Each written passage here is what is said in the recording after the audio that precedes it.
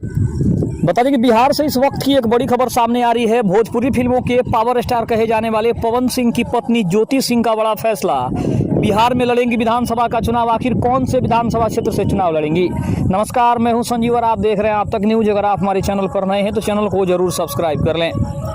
बता दें कि भोजपुरी के सुपरस्टार पवन सिंह की पत्नी ज्योति सिंह ने बिहार में विधानसभा चुनाव लड़ने की घोषणा कर दी है। उन्होंने किसी बड़ी पार्टी से टिकट न मिलने पर निर्दलीय चुनाव लड़ने की भी बड़ी बात कही है। साथ ही साथ उन्होंने ये भी कहा है कि वह काराकाट क्षेत्र के किसी सीट से ही विधानसभा का चुनाव लड़ेंगी।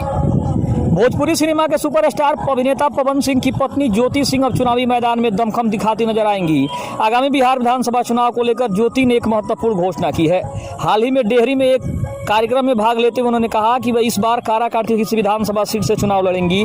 सबसे अहम बात यह रही कि उन्होंने ये भी ऐलान कर दिया कि अगर किसी बड़ी पार्टी से टिकट नहीं मिला तो वे निर्दलीय उम्मीदवार के रूप में चुनावी मैदान में उतर सकते। पिछले एक साल में ज्योति सिंह लगातार काराकाट क्षेत्र में सक्रिय हैं। सामाजिक और स्थानीय कार्यक्रमों में उनकी लगातार मौजूदगी ने इस बात के संकेत पहले ही दे दिए थे कि वे विधानसभा चुनाव में अपना भाग्य आजमा सकती हैं।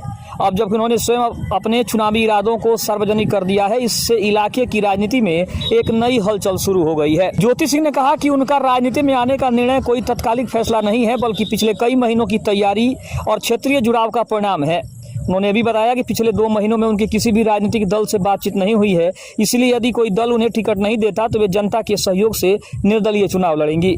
उनके अनुसार उन्हें स्थानीय जनता का पूरा समर्थन प्राप्त है और यही उनकी सबसे बड़ी ताकत है। इस घोषणा के साथ भी ये तय हो गया है कि काराकाट ही उनकी चुनावी कर्मभूमि होगी। उन्होंने ये भी दोहराया कि वे किसी अन्य क्षेत्र से चुनाव नहीं लड़ेंगी। उनका लक्ष्य केवल काराकाट विधानसभा क्षेत्र पर केंद्रित रहेगा। साथ ही साथ ये साफ है कि उन्होंने अपनी रणनीति को लेकर पूरी तैयारी भी कर ली है। आपको बता दें कि 2024 के लोकसभा चुनाव में पवन सिंह ने भी काराकाट से किस्मत आजमाई थी, लेकिन उन्हें सफलता नहीं मिल सकी थी।